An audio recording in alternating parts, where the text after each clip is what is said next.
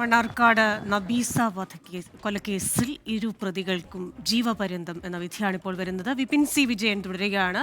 വിപിൻ, അദ്ദേഹം പറഞ്ഞതുപോലെ തന്നെ ശാസ്ത്രം ജയിച്ചു, പ്രതികൾ തോറ്റു അല്ലേ?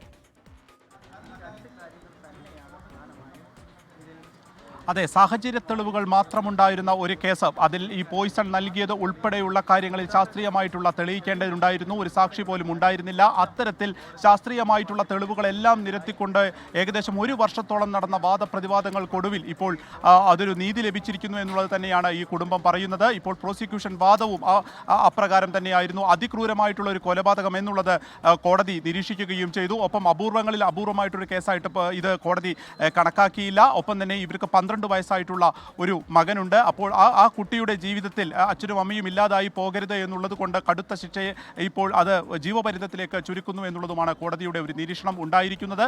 ഒന്നാം പ്രതി ഈ ജീവപര്യന്തത്തിനൊപ്പം തന്നെ 7 വർഷം എന്നുള്ളത് ഒരുമിച്ച് അനുഭവിച്ചാൽ മതി എന്നുള്ളതും ഉണ്ടായിരുന്നു. അന്ന് ഏറ്റവും കൂടുതൽ മനസാക്ഷിയെ ഞെട്ടിച്ച ഒരു കേസ് തന്നെയായിരുന്നു ഈ വല്യുമ്മയെ കൊച്ചുമകൻ കൊലപ്പെടുത്തി എന്നുള്ള ഒരു കേസ് ഉണ്ടായിരുന്നത്. അതിൽ ആദ്യം മുതൽ തന്നെ ഈ ഒന്നാം പ്രതിയായിട്ടുള്ള ബഷീർ തന്നെയാണ് ഈ മൃതദേഹം കാണിച്ചു കൊടുക്കുന്നതിനും മറ്റെല്ലാം തന്നെ പോലീസിന് ഒപ്പം തന്നെ നിൽക്കുന്നത്. അങ്ങനെ ബഷീറിലേക്ക് ഒരു സംശയം പോകാതിരിക്കുന്നതിന് വേണ്ടിയിട്ടുള്ള എല്ലാ കാര്യങ്ങളും ആദ്യം മുതൽ തന്നെ ചെയ്യുന്നു. അങ്ങനെ ഈ കേസിനെ ഒരു മാറ്റിമറിക്കുന്നതിന് വേണ്ടി, അതൊരു ആത്മഹത്യയാക്കി തീർക്കുന്നതിന് വേണ്ടി ആദ്യഘട്ടത്തിൽ വലിയ ശ്രമം ഈ പ്രതികളുടെ ഭാഗത്തു നിന്ന് ഉണ്ടായിരുന്നു. ഈ ബഷീർ ഈ മൃതദേഹം കാണിച്ചു കൊടുക്കുന്നതും പോലീസിനെ വിളിക്കുന്നതും ഒക്കെ ഈ ബഷീർ തന്നെയായിരുന്നു. പിന്നീട് പോലീസിന് ഈ ഒരു എഴുത്ത്, അവിടെ കടന്നിരുന്ന ഈ മൃതദേഹത്തിനൊപ്പം കടന്നിരുന്ന ഒരു എഴുത്തിൽ ലഭിച്ചിരുന്ന ആ സഞ്ചിയിൽ നിന്ന് ലഭിച്ച ഒരു എഴുത്തിലാണ്, അങ്ങനെ എഴുത്തുമായും അറിയാത്ത ഒരാൾ എങ്ങനെ ആത്മഹത്യാക്കുറിപ്പ് എഴുതുമെന്നുള്ള പോലീസിൻ്റെ ആ ഒരൊറ്റ സംശയത്തിലാണ് ഈ കേസ് ഏറ്റവും നിർണായകമായി ഇപ്പോൾ പ്രതികൾക്ക് ജീവപര്യന്തം ലഭിക്കുന്നതിലേക്ക് എത്തിയിരിക്കുന്നത്.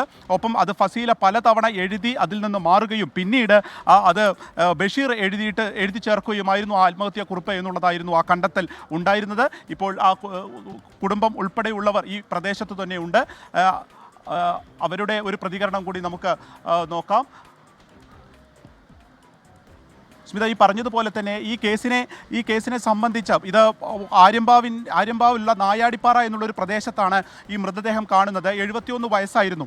വീട്ടിൽ നിന്ന് ആ റംസാൻ കാലത്ത്, ഒരു ജൂൺ മാസമായിരുന്നു, ജൂൺ 23-ാം തീയതി ആയിരുന്നു. അപ്പോൾ ആ ഒരു റംസാൻ കാലത്ത് വീട്ടിൽ നിന്ന് കുടുംബ വീട്ടിലേക്ക് പോയതായിരുന്നു. അവിടെ നിന്നാണ് ഈ കൊച്ചുമകൻ ബഷീർ വല്യുമ്മയെ വിളിച്ചുകൊണ്ട് പോകുന്നത്.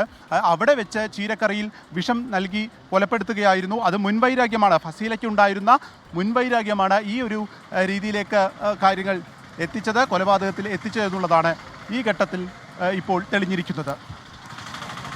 ശരി, വിപിൻ സി വിജയനാണ് വിശദാംശങ്ങൾ നൽകിയത്. പാലക്കാട് മണ്ണാർക്കാട് നബീസ കൊലപാതക കേസിൽ പ്രതികൾക്ക് ജീവപര്യന്തം ശിക്ഷ വിധിച്ചിരിക്കുകയാണ്. നബീസയുടെ കൊച്ചുമകൻ ബഷീറിനെയും ഭാര്യ ഫസീലയെയുമാണ് മണ്ണാർക്കാട് കോടതി ശിക്ഷിച്ചത്.